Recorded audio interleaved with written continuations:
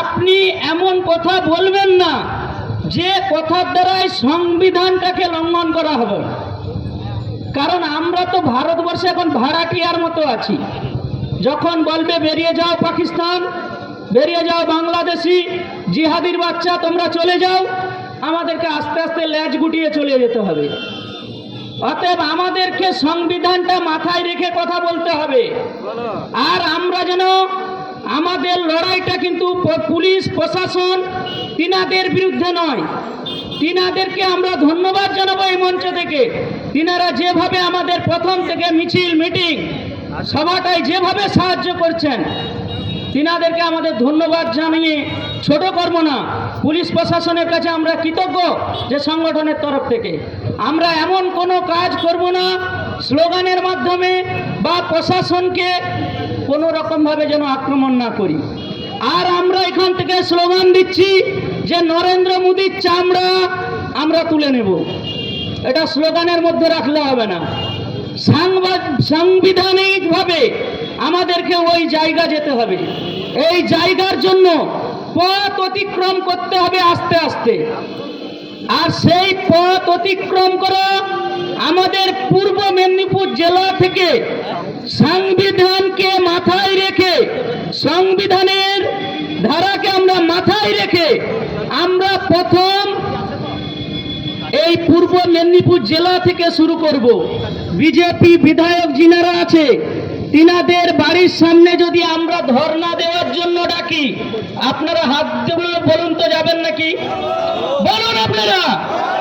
আমরা এই পূর্ব মেদিনীপুর থেকে যে মেসেজ দেব, বিজেপি নেতারা তিনারা যেন তিনাদের বাবা, তিনাদের নেতা মোদিজি, অমিতজি তিনাদের কাছে এনে মেসেজ পৌঁছে দেন যে এই বিল প্রত্যাখ্যান করতে হবে।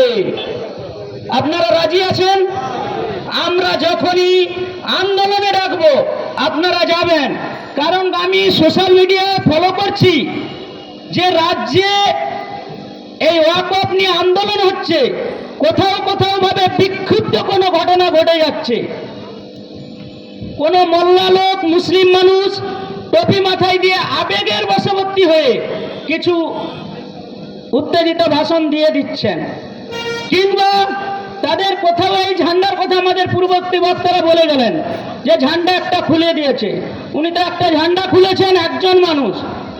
আর গোটা রাজ্যে যেভাবে যিনি সংবিধানের নেতা হয়ে বসে আছেন, আমাদের কাঁথির যে সাদা সুকুন সাদা বক, তিনি যে সংবিধান বিরোধী কথা বলছে, তিনার ব্যাপারে কতটা অ্যাকশন নিচ্ছেন।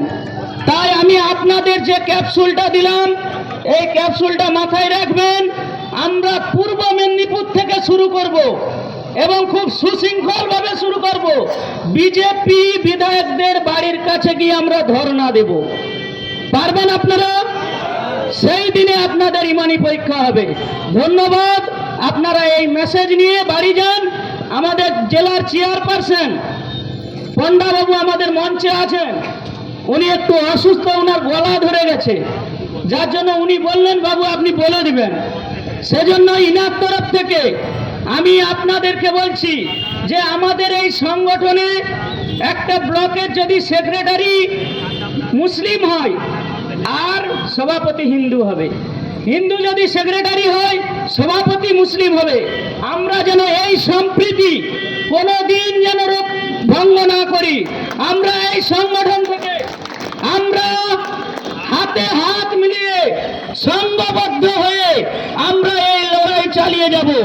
এই লড়াই কোনো হিন্দু মুসলিমের লড়াই নয়, এই লড়াই সংবিধান বাঁচানোর লড়াই।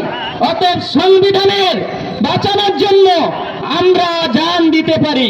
কারণ আমরা দেশকে বাঁচানোর জন্য যদি লড়াই দিয়ে করে জান দিয়ে দেশের স্বাধীনতা অর্জন করতে পারি, যখন আমাদের ইমান আমলে হাত আসবে, আমাদের ওয়াকফ সম্পত্তিতে হাত আসবে, তখন আমরা নিজেদের জন্য মরার জন্য প্রস্তুত আছি।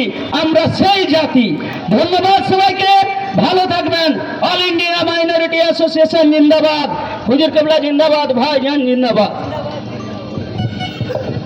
অসংখ্য ধন্যবাদ আমাদের কেন্দ্রীয় নেতা।